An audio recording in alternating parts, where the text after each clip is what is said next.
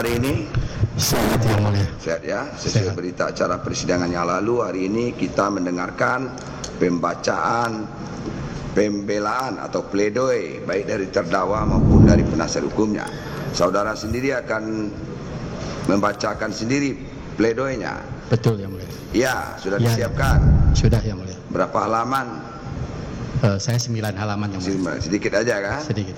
Iya, kalau konstruksi hukumnya itu urusannya penasihat hukumnya. Saudara Betul. Barangkali yang lain yang mau saudara sampaikan ya. Betul ya. Oke, habis itu baru dibaca dari penasihat hukum. Silakan saudara baca.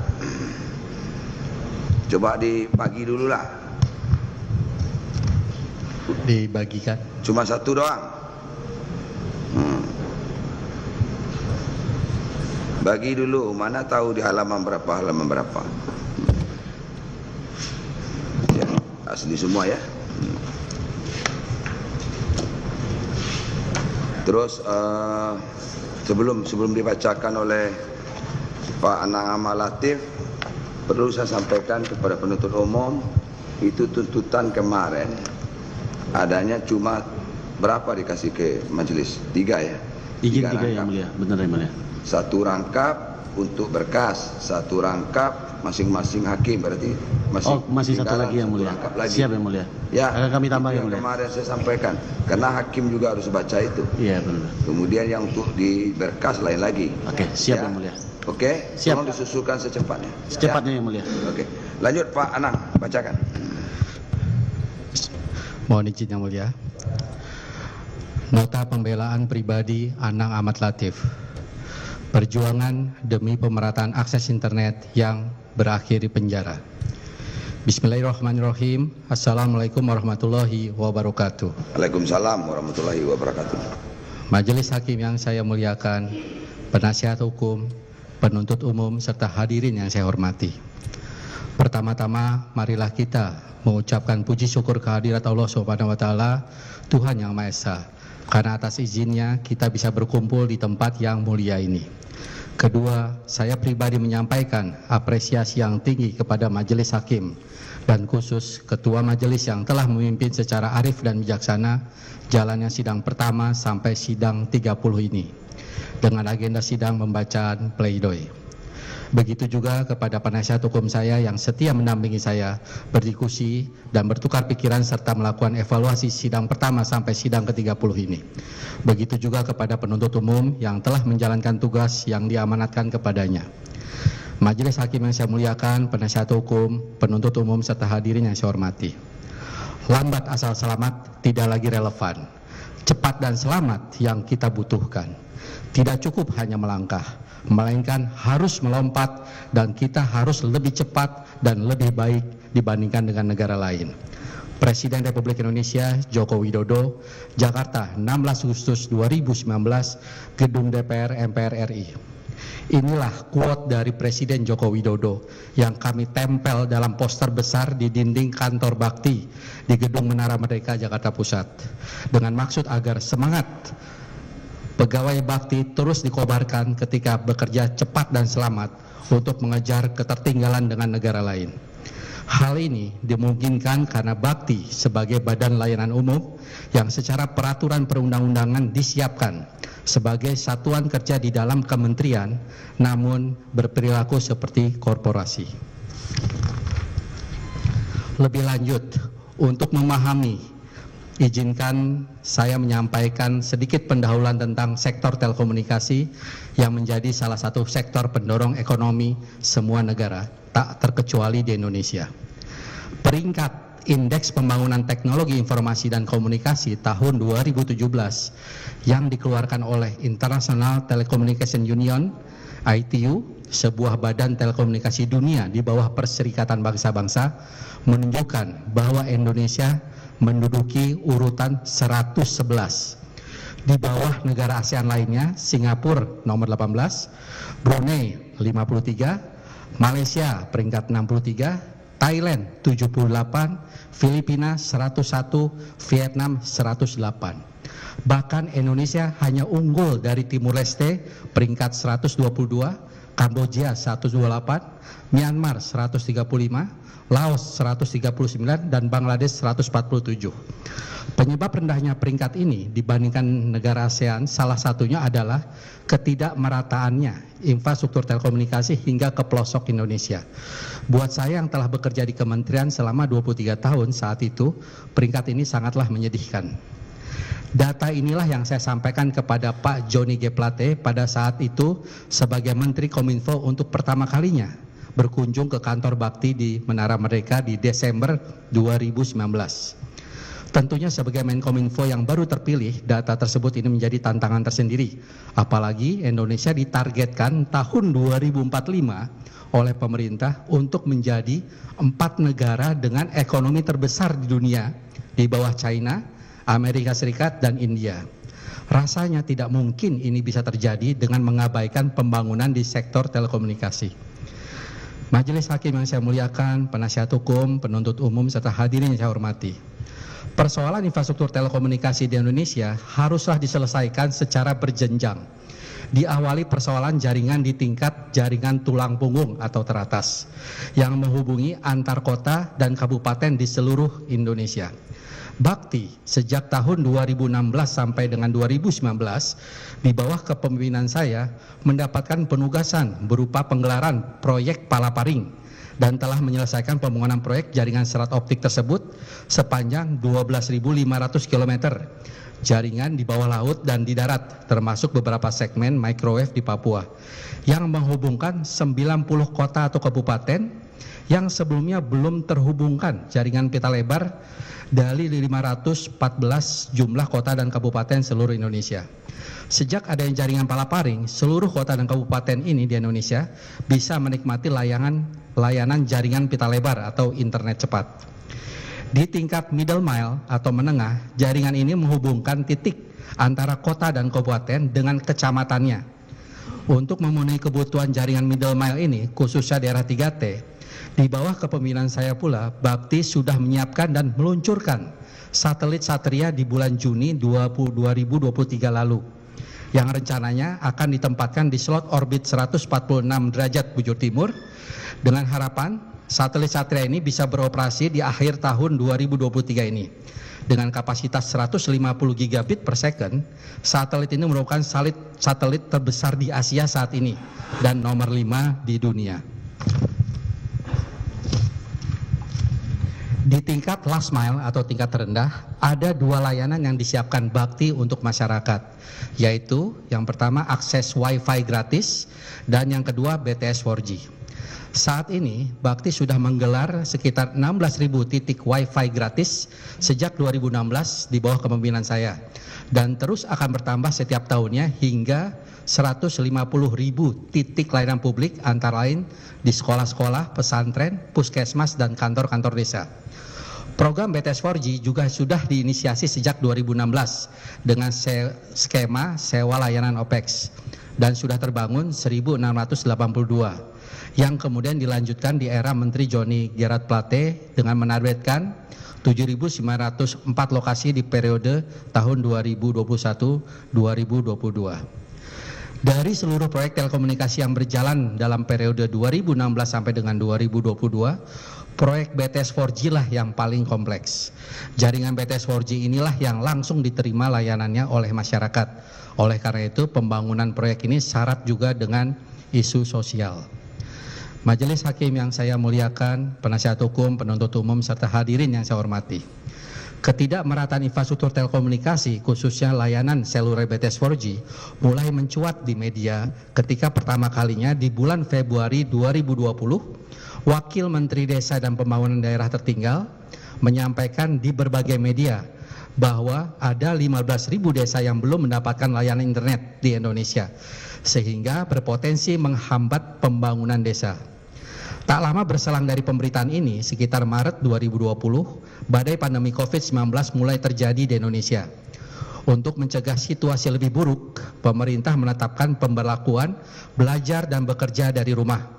Ternyata tidak semua masyarakat berkesempatan untuk bisa melakukan bekerja dan belajar dari rumah karena ketiadaan sinyal 4G seluler untuk layanan internet. Media mulai meliput adanya kejadian bukit sinyal atau pohon sinyal di mana masyarakat harus naik ke bukit atau ke atas pohon demi mendapatkan sinyal seluler agar bisa menjalankan bekerja dan belajar dari rumah. Pasca kejadian inilah Menkominfo memerintahkan kami di jajaran kementerian untuk menghitung ulang berapa jumlah desa yang belum mendapatkan sinyal seluler 4G. Pada 13 Juni 2020 diadakan rapat yang dipimpin oleh Menkominfo dan pejabat eselon 1, Dewan Pengawas Bakti dan Direktur Utama Bakti, membahas 12.500 desa yang belum ada sinyal 4G seluler. Dan kemudian rapat menetapkan 7.904 desa di wilayah 3T, yaitu terdepan, terluar, tertinggal, menjadi target pembangunan yang akan diselesaikan oleh Bakti. Lebih lanjut, melalui surat Menteri kepada Presiden nomor R506 tentang laporan percepatan transformasi digital tanggal 30 Juli 2020, disampaikanlah rencana proyek pembangunan BTS 4G untuk 7.904 lokasi dengan rencana 4.200 lokasi di tahun 2021 dan 3.704 lokasi di tahun 2022. Pada 3 Agustus 2020, rapat terbatas Kabinet tentang percepatan transformasi digital, Presiden Jokowi mengatakan bahwa pandemi COVID-19 yang melanda Indonesia harus bisa dijadikan momentum untuk melakukan percepatan transformasi digital. Salah satu dari 5 arahan Presiden adalah segera lakukan percepatan dan perluasan akses dan peningkatan infrastruktur digital serta percepatan penyediaan layanan internet di 12.500 desa.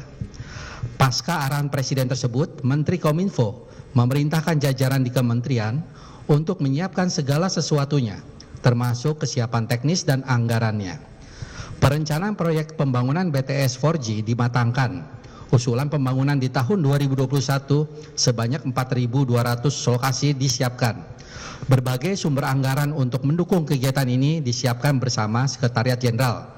Kemudian diputuskan 2 sumber anggaran disiapkan yang berasal dari rupiah murni sebesar 6,89 triliun untuk 2.417 lokasi dan dari PNBP Kominfo sebesar 5,53 triliun rupiah untuk 1.783 lokasi. Majelis Hakim yang saya muliakan, penasihat hukum, penuntut umum, serta hadirin yang saya hormati. Segala upaya percepatan dilakukan agar pekerjaan dapat selesai, agar masyarakat mendapatkan layanan internet secepatnya.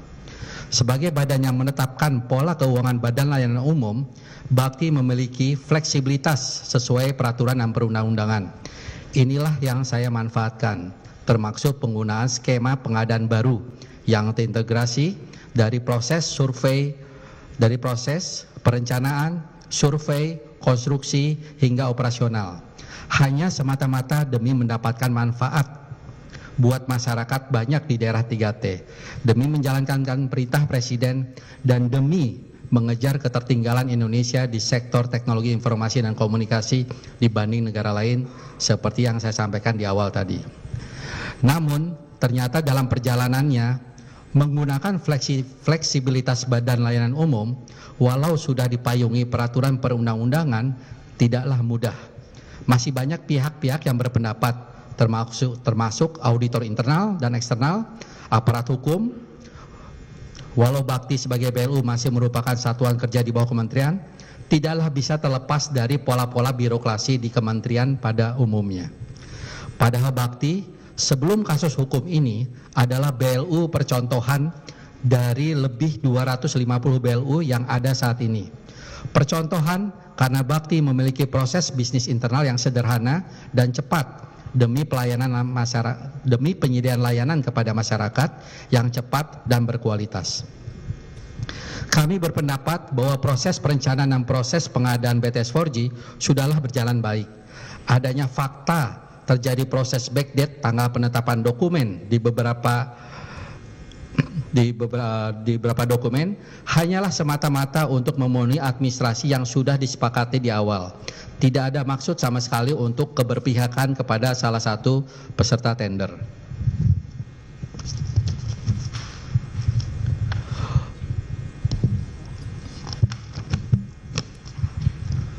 Proses implementasi adalah tahapan paling kompleks.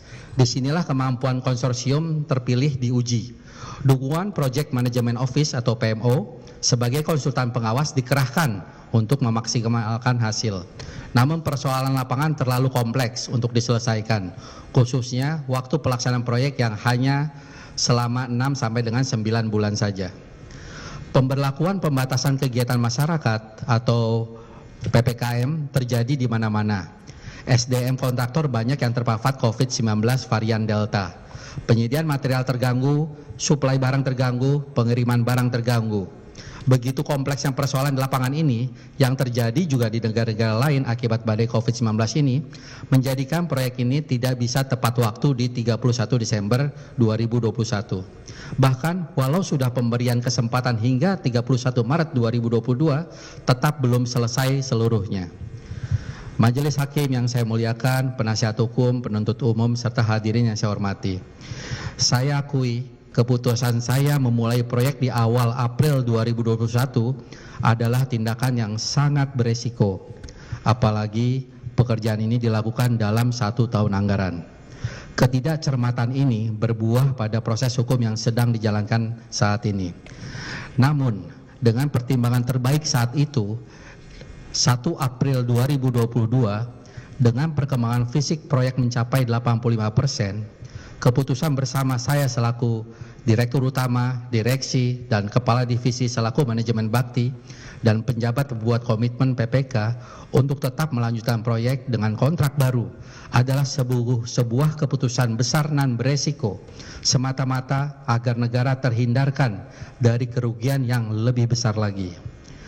Namun keputusan ini memiliki harapan untuk merubah potensi kerugian yang terjadi saat itu karena pekerjaan belum selesai menjadi sebuah manfaat yang ditunggu oleh masyarakat sekitar lokasi pembangunan. Fakta persidangan mendapatkan informasi dari saksi Direksi Bakti bahwa hingga kini dari 4.112 lokasi yang semula 4.200 lokasi, 3.175 lokasi atau 77%-nya sudah on air dan 667 lokasi atau 16%-nya diantaranya kahar karena gangguan keamanan. Bahkan dari saksi perwakilan konsorsium menyampaikan bahwa seluruh lokasi kecuali lokasi kahar yaitu 3.445 lokasi sudah semuanya selesai. Adanya perbedaan ini karena saat ini tidak ada kontrak kerja tahun 2023 antara Bakti dan konsorsium pelaksana, sehingga mekanisme berita acara pekerjaan tidak bisa dilakukan.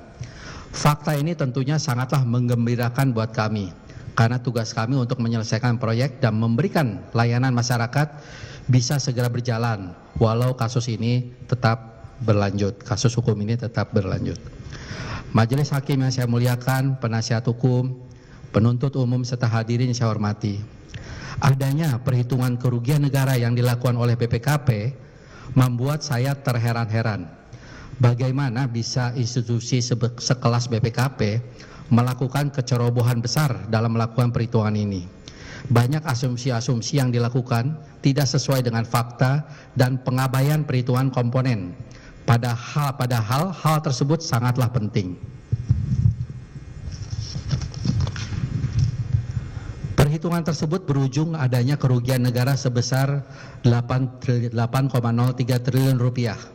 Padahal sesuai fakta persidangan, Bakti baru membayarkan 7,7 triliun rupiah saja untuk seluruh pekerjaan per 31 Maret 2022 dengan status 1.755 lokasi on air, 1.112 lokasi diantaranya sudah PHP dan progres fisik mencapai 85%. Izinkan saya ulangi sekali lagi karena di luar nalar sehat kita dan untuk memberikan penekanan, proyek senilai 10,8 triliun rupiah atau sebesar 9,5 triliun rupiah neto setelah dikeluarkan perhitungan pajak per 31 Desember 2021 telah dibayarkan 100% dengan jaminan bank garansi.